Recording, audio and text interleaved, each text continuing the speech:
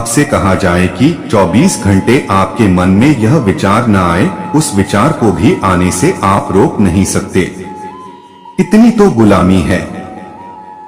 और सोचते हैं अंतिम क्षण में इतनी मालकियत दिखा देंगे कि पूरे जीवन की दिशा निर्धारित करना अपने हाथ में होगा। अपने हाथ से जरा भी तो कुछ निर्णय नहीं हो पाता, जरा सा भी संकल्प पूरा नहीं होता, सब जगह हारे हुए हैं। लेकिन इस तरह के विचार सांत्वना देते हैं। उससे आदमी सोचता है कि ये चले जाओ पाप, आखिरी क्षण में संभाल लेंगे। अगर संभालने की ही ताकत है तो अभी संभालने में क्या तकलीफ है। अगर बुद्ध जैसे होने की ही बात है तो अगले जन्म पर टालना क्यों, अभी हो जाने में कौन बाधा डाल रहा है। अगर तुम्हारे ही हाथ में है बुद्ध होना तो अभी हो जाओ। लेकिन तुम भली भांति जानते हो कि अपने हाथ में नहीं दिखता तो टालते हैं। इससे मन में राहत बनी रहती है कि कोई फिक्र नहीं, आज नहीं तो कल हो जाएंगे, कल नहीं तो परसों हो जाएंगे, और हम बहते चले जाते हैं मूर्छा में। मरते क्षण में आपको कोई होश होने वाला नहीं है। जिस व्यक्ति को मरते क्षण में होश रखना हो उसे जीवित क्षण को होश के लिए उपयोग करना होगा। और इसके पहले कि असली मृत्यु घटे आपको ध्यान में मरने की कला सीखनी होगी। ध्यान मृत्यु की कला है, वह मरने की तरकीब है अपने हाथ। जब शरीर अपने आप मरेगा तब हो सकता है इतनी सुविधा भी न हो, वह घटना इतनी नई होगी कि आप मुश्किल में पड़ जाएंगे। उस वक्त होश संभालना अति अड़चन का होगा। ध्यान में आप मरकर पहले ही देख सकते हैं। ध्यान में आप शरीर को छोड़ सकते हैं और शरीर से अलग हो सकते हैं। जो व्यक्ति ध्यान में मृत्यु को साधने लगता है वह मृत्यु के आने के बहुत पहले मृत्यु से भली भांति परिचित हो जाता है। उसने मरकर देख ही लिया है। अब मृत्यु के पास नया कुछ भी नहीं है। और जो व्यक्ति अपने को अपने शरीर से अलग करके देख लेता है, मृत्यु फिर उसे बेहोश करने की आवश्यकता नहीं मानती, फिर कोई जरूरत नहीं है। ऐसा हुआ कि 1908 में काशी के नरेश का एक ऑपरेशन हुआ पेट का। लेकिन काशी के नरेश ने कहा कि मैं कोई बेहोशी की दवा लेने को तैयार नहीं हूँ। एपेंडिसाइटिस का ऑपरेशन था। डॉक्टरों ने कहा कि मुश्किल मामला है, बेहोश तो करना ही पड़ेगा, क्योंकि इतनी असह्य पीड़ा होगी कि अगर आप हिल गए, चिल्लाने लगे, रोने लगे, भागने लगे तो हम क्या करेंगे, सारा खतरा हो जाएगा, जीवन का खतरा है। लेकिन नरेश ने कहा कि बिल्कुल चिंता मत करें, मुझे सिर्फ मेरी गीता पढ़ने दें, मैं अपनी गीता पढ़ता रहूंगा, आप ऑपरेशन करते रहना। कोई उपाय नहीं था। नरेश लेने को राजी नहीं था बेहोशी की कोई दवा, और ऑपरेशन एकदम जरूरी था। अगर ऑपरेशन न हो तो भी मौत हो जाए तो फिर यह खतरा लेना उचित मालूम पड़ा। जब बिना ऑपरेशन के भी मौत हो जाएगी तो एक खतरा लेना उचित है। ऑपरेशन करके देख लिया जाए, ज्यादा से ज्यादा मौत ही होगी जो कि निश्चित है, लेकिन संभावना है कि बच भी जाए। यह पहला मौका था चिकित्सा के इतिहास में कि इतना बड़ा ऑपरेशन बिना किसी बेहोशी की दवा के किया गया। काशी नरेश अपनी गीता का पाठ करते रहे, ऑपरेशन हो गया। ऑपरेशन पूरा हो गया, कोई कहीं अड़चन न हुई। चिकित्सक बहुत हैरान हुए। जो अंग्रेज डॉक्टर सर्जन ने यह ऑपरेशन किया था वह तो चमत्कृत हो गया। उसने कहा कि आप किए क्या, क्योंकि इतनी असह्य पीड़ा। तो काशी नरेश ने कहा कि मैं ध्यान करता रहा कृष्ण के वचनों का कि न शरीर के काटे जाने से आत्मा कटती है, न छेदे जाने से छिदती है, न जलाए जाने से जलती है। बस मैं एक ही भाव में डूबा रहा कि मैं अलग हूँ, मैं करता नहीं हूँ, भोगता नहीं हूँ, मैं सिर्फ साक्षी हूँ। न मुझे कोई जला सकता है, न मुझे कोई छेद सकता है, न मुझे कोई काट सकता है। यह भाव मेरा सघन बना रहा। तुम्हारे औजारों की खटपट मुझे सुनाई पड़ती रही, लेकिन ऐसे जैसे कहीं दूर फासले पर सब हो रहा है। पीड़ा भी थी, लेकिन दूर, जैसे मैं उससे अलग खड़ा हूं। मैं देख रहा हूं जैसे पीड़ा किसी और को घटित हो रही है। अब यह जो सम्राट है, यह मृत्यु में भी होश रख सकता है। जीवन में इसने होश का गहरा प्रयोग कर लिया है। मृत्यु पर भरोसा न करें, जीवन पर भरोसा करें और जीवन में साध लें जो भी होना चाहते हो। मृत्यु पर टाले मत, वह धोखा सिद्ध होगा। जो भी क्षण हाथ में है उनका उपयोग करें। और अगर बुद्धत्व को पाना है तो इसी घड़ी उसके श्रम में लग जाएं, क्योंकि बुद्धत्व कोई ऐसी बच्चों जैसी बात नहीं है कि आप सोच लेंगे और हो जाएगी। बहुत श्रम करना होगा, बहुत साधना करनी होगी और तभी अंतिम क्षण में वह बीज बन जाएगा और नया जन्म उस बीज के मार्ग से अंकुरित हो सकता है। एक मित्र ने पूछा है, अगर सभी मनुष्य अकर्ता बन जाएं, गीता की बात को मान लें, तो जीवन में, संसार में क्या रस बाकी रह जाएगा? अभी क्या रस है? जीवन में अभी कर्ता बने हुए हैं। गीता के विपरीत अभी क्या रस है जीवन में? और अगर जीवन में रस ही है तो गीता को पढ़ने की जरूरत क्या है? गीता को सुनने की क्या जरूरत है? अगर जीवन में रस ही है तो धर्म की बात ही क्यों उठानी? परमात्मा और मोक्ष और ध्यान और समाधि की चर्चा ही क्यों चलानी? अगर जीवन में रस है तो बात खत्म हो गई। रस की ही तो खोज है, रस ही तो परमात्मा है। बात खत्म हो गई, फिर कुछ करना नहीं है, फिर और ज्यादा करता हो जाएं, ताकि और ज्यादा रस मिले और संसार में उतर जाएं, ताकि रस के और गहरे स्रोत मिल जाएं। अगर जीवन में रस मिल ही रहा है कर्ता बनकर, तो गीता वगैरह को सबको अग्नि में आहुति कर दें। कोई आवश्यकता नहीं है और कृष्ण वगैरह की बात ही मत सुनना, नहीं तो वे आपका रस नष्ट कर दें। आप बड़े आनंद में हैं, कहाँ इनकी बातें सुनते हैं। लेकिन आप अगर रस में ही होते तो यह बात ठीक थी। आपको रस बिल्कुल नहीं है, दुख में है, गहन दुख में है। हाँ, रस की आशा बनाए हुए हैं। जब भी हैं तब दुख में हैं और रस भविष्य में है। संसार में जरा भी रस नहीं है, सिर्फ भविष्य की आशा में रस है।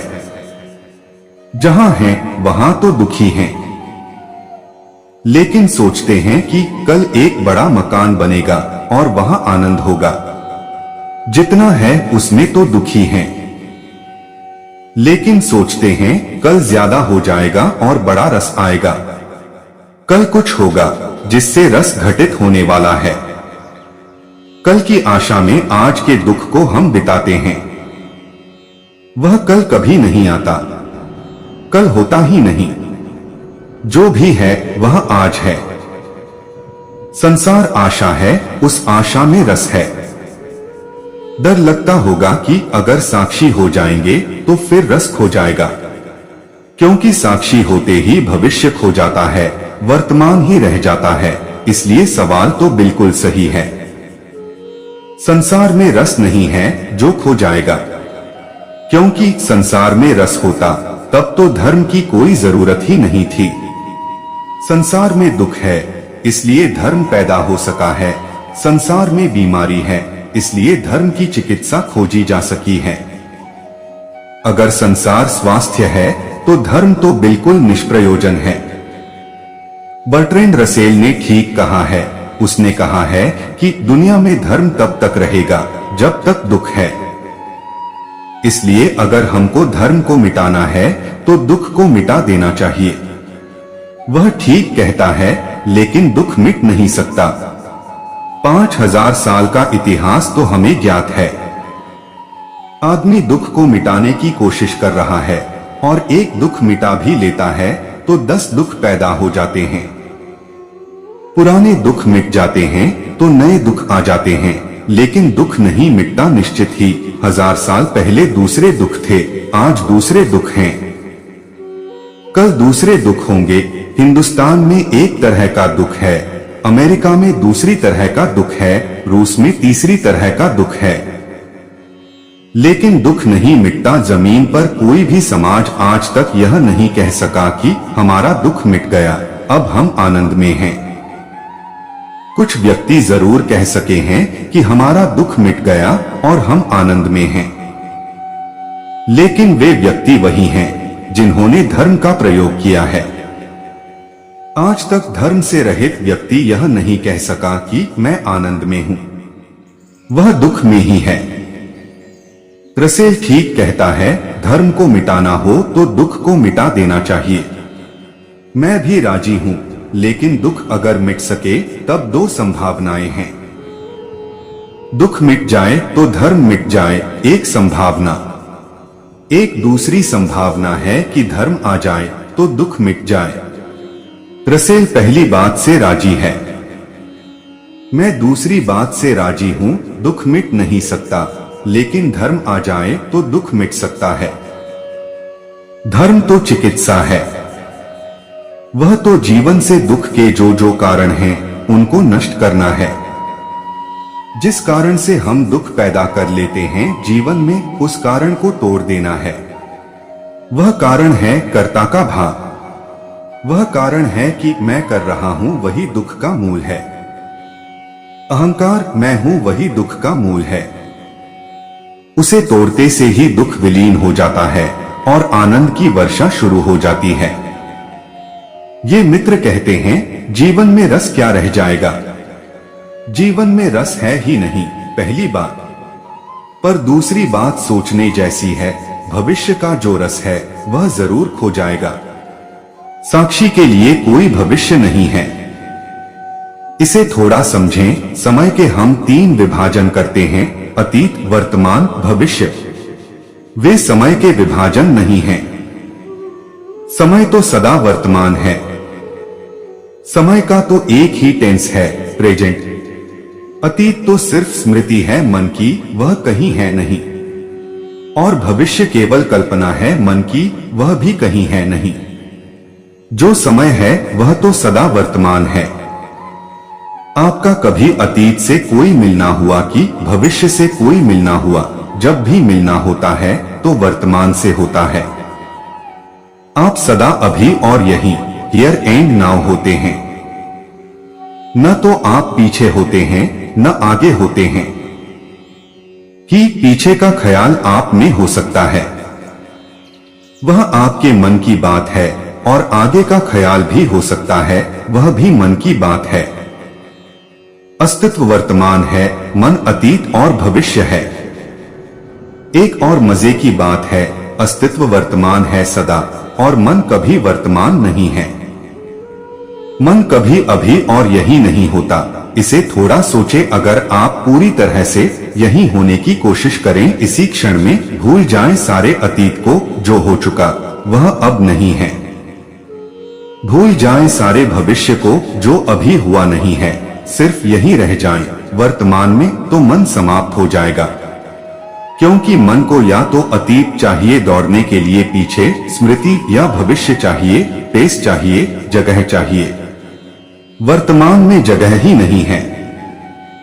वर्तमान का क्षण इतना छोटा है कि मन को फैलने की जरा भी जगह नहीं है। क्या करिएगा? अगर अतीत छीन लिया, भविष्य छीन लिया, तो वर्तमान में मन को करने को कुछ भी नहीं बचता। इसलिए ध्यान की एक गहनतम प्रक्रिया है, और वह है वर्तमान में जीना। तो ध्यान अपने आप फलित होने लगता है, क्योंकि मन समाप्त होने लगता है। मन बच ही नहीं सकता, समय सिर्फ वर्तमान है। मन है अतीत और भविष्य। अगर आप साक्षी होंगे तो वर्तमान में हो जाएंगे, भविष्य और अतीत दोनों खो जाएंगे। क्योंकि साक्षी तो उसी के हो सकते हैं जो है। अतीत के क्या साक्षी होंगे, जो है ही नहीं। भविष्य के क्या साक्षी होंगे, जो अभी होने को है। साक्षी तो उसी का हुआ जा सकता है जो है। साक्षी होते ही मन समाप्त हो जाता है। इसलिए भविष्य का जो रस है वह जरूर समाप्त हो जाएगा। लेकिन आपको पता ही नहीं है कि भविष्य का रस तो समाप्त होगा, वर्तमान का आनंद आपके ऊपर बरस पड़ेगा। और भविष्य का रस तो केवल आश्वासन है झूठा, वह कभी पूरा नहीं होता। इसे इस तरह सोचें, अगर आप 50 साल के हो गए हैं तो यह 50 साल की उम्र आज से 10 साल पहले भविष्य थी। और 10 साल पहले आपने सोचा होगा न मालूम क्या क्या आनंद आने वाला है। अब तो वह सब आप देख चुके हैं, वह अभी तक आनंद आया नहीं। बचपन से आदमी यह सोचता है कल कल कल, और एक दिन मौत आ जाती है और आनंद नहीं आता। लौटकर देखें, कोई एकाध क्षण आपको ऐसा ख्याल आता है जिसको आप कह सकें वह आनंद था, जिसको आप कह सकें कि उसके कारण मेरा जीवन सार्थक हो गया, जिसके कारण आप कह सकें कि जीवन के सब दुख झेलने योग्य थे, क्योंकि वह एक आनंद का कण भी मिल गया तो सब दुख चुक गए, कोई नुकसान नहीं हुआ। क्या एकाध ऐसा क्षण जीवन में आपको ख्याल है जिसके लिए आप फिर से जीने को राजी हो जाएं कि यह सारी तकलीफ झेलने को मैं राजी हूं, क्योंकि वह क्षण पाने जैसा था? कोई क्षण याद नहीं आएगा, सब बासा बासा, सब राख राख, सब बेस्वाद। लेकिन आशा फिर भी टंगी है, भविष्य में मरते दम तक आशा टंगी है। उस आशा में रस मालूम पड़ता है, वह रस धोखा है। साक्षी अकर्ता के भाव में धोखे का रस उपलब्ध नहीं होता, लेकिन वास्तविक रस की वर्षा हो जाती है।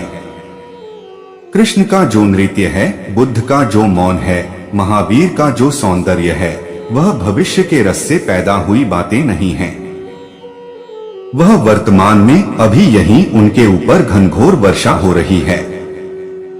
कबीर कहते हैं, अमृत बरस रहा है और मैं नाच रहा हूँ। वह अमृत किसी भविष्य की बात नहीं है, वह अभी बरस रहा है, वह यहीं बरस रहा है। कबीर कहते हैं, देखो मेरे कपड़े बिल्कुल भीग गए हैं, मैं अमृत की वर्षा में खड़ा हूं। बादल गरज रहे हैं और अमृत बरस रहा है, बरसेगा नहीं, बरस रहा है। देखो मेरे कपड़े भीग रहे हैं। धर्म है वर्तमान की घटना, वासना है भविष्य की दौड़। अगर भविष्य में बहुत रस मालूम पड़ता हो तो अकर्ता बनने की कोशिश मत करना, क्योंकि बनते ही भविष्य गिर जाता है। और अगर दुख ही दुख पाया हो भविष्य रोज तो वर्तमान बन जाता है और दुख लाता है, तो फिर एक दफे हिम्मत करके अकर्ता भी बनने की कोशिश करना। अकर्ता बनते ही वह द्वार खुल जाता है इटर्निटी का, शाश्वतता का। वह वर्तमान से ही खुलता है। वर्तमान है अस्तित्व का द्वार। अगर आप अभी और यहीं एक क्षण को भी ठहरने को राजी हो जाएं, तो आपका परमात्मा से मिलन हो सकता है। लेकिन हमारा मन बहुत होशियार है। अभी मैं बात कर रहा हूं, मन कहेगा कि ठीक कह रहे हैं। घर चलकर इसकी कोशिश करेंगे, घर चलकर भविष्य जरा किसी दिन फुर्सत मिलेगी तो अकर्ता बनने की भी चेष्टा करेंगे। भविष्य जो अभी हो सकता है उसको हम कल पर टालकर वंचित हो जाते हैं। लेकिन रस तो केवल उन्हीं लोगों ने जाना है जो वर्तमान में प्रविष्ट हो गए हैं। बाकी लोगों ने सिवाय दुख के और कुछ भी नहीं जाना है। बुद्ध के जीवन में उल्लेख है, बुद्ध को सभी सुख उपलब्ध थे जो आप खोज सकते हैं। लेकिन सभी सुख उपलब्ध होने में एक बड़ा खतरा हो जाता है, और वह खतरा यह हो जाता है कि भविष्य की आशा नहीं रह जाती है। दुख में एक सुविधा है, भविष्य में आशा रहती है। जो कार आप चाहते हैं वह कल मिल सकती है, आज अभी नहीं मिल सकती। श्रम करेंगे, पैसा जुटाएंगे, चोरी करेंगे, बेईमानी करेंगे, कुछ उपाय करेंगे। कल समय चाहिए। जो मकान आप बनाना चाहते हैं वक्त लेगा। लेकिन बुद्ध को एक मुसीबत हो गई, एक अभिशाप जो वरदान सिद्ध हुआ। उनके पास सब था, इसलिए भविष्य का कोई उपाय न रहा। जो भी था वह था। महल बड़े से बड़े उनके पास थे, स्त्रियां सुंदर से सुंदर उनके पास थीं। धन जितना हो सकता था उनके पास था। जो भी हो सकता था उस जमाने में श्रेष्ठतम, सुंदरतम, वह सब उनके पास था। बुद्ध मुश्किल में पड़ गए क्योंकि आशा का कोई उपाय न रहा। होप समाप्त हो गई। इससे बड़ा मकान नहीं हो सकता, इससे सुंदर स्त्री नहीं हो सकती, इससे ज्यादा धन नहीं हो सकता। बुद्ध की तकलीफ यह हो गई कि उनके पास सब था, इसलिए भविष्य गिर गया और दुख दिखाई पड़ गया कि सब दुख है। वे भाग खड़े हुए। यह बड़े मजे की बात है। सुख में से लोग जाग गए हैं, भाग गए हैं, और दुख में लोग चलते चले जाते हैं। सुख में लोग इसलिए भाग खड़े होते हैं कि दिखाई पड़ जाता है कि अब और तो कुछ हो नहीं सकता। जो हो सकता था वह हो गया और कुछ हुआ नहीं, और भीतर दुख ही दुख है। भविष्य कुछ है नहीं, आशा बंधती नहीं, आशा टूट जाती है। आशा के सब सेतु गिर गए। बुद्ध भाग गए। जब बुद्ध भाग रहे हैं तो उनका सारथी उनसे कहता है कि आप क्या पागलपन कर रहे हैं। सारथी गरीब आदमी है, उसको अभी आशाएं हैं। वह प्रधान सारथी भी हो सकता है, वह सम्राट का सारथी हो सकता है, अभी राजकुमार का सारथी है, अभी बड़ी आशाएं हैं। वह बुद्ध को कहता है कि मैं का आदमी हूँ, मैं तुम्हें समझाता हूँ, तुम गलती कर रहे हो, तुम नासमझी कर रहे हो, तुम अभी यौवन की भूल में हो, लौट चलो। इतने सुंदर महल कहाँ मिलेंगे, इतनी सुंदर पत्नियां कहाँ मिलेंगी, इतना सुंदर पुत्र कहाँ पाओगे, तुम्हारे पास सब कुछ है, तुम कहाँ भागे जा रहे हो। वह सारथी और बुद्ध के बीच जो बातचीत है, वह सारथी गलत नहीं कहता, वह अपने हिसाब से कहता है। उसको अभी आशाओं का जाल आगे खड़ा है। ये महल उसे भी मिल सकते हैं, भविष्य में ये सुंदर स्त्रियां वह भी पा सकता है। अभी दौड़ कायम है। उसे बुद्ध बिल्कुल नासमझ मालूम पड़ते हैं कि यह लड़का बिल्कुल नासमझ है। यह बच्चों जैसी बात कर रहा है। जहां जाने के लिए सारी दुनिया कोशिश कर रही है, वहां से यह भाग रहा है। आखिरी क्षण में भी वह कहता है कि एक बार मैं तुमसे फिर कहता हूँ, लौट चलो, महलों में वापस लौट चलो। बुद्ध कहते हैं, तुझे महल दिखाई पड़ते हैं क्योंकि तू उन महलों में नहीं है। मुझे वहां सिर्फ आग की लपटें और दुख दिखाई पड़ता है, क्योंकि मैं वहां से आ रहा हूं, मैं उनमें रहकर आ रहा हूं, तू उनके बाहर है, इसलिए तुझे कुछ पता नहीं है। तू मुझे समझाने की कोशिश मत कर।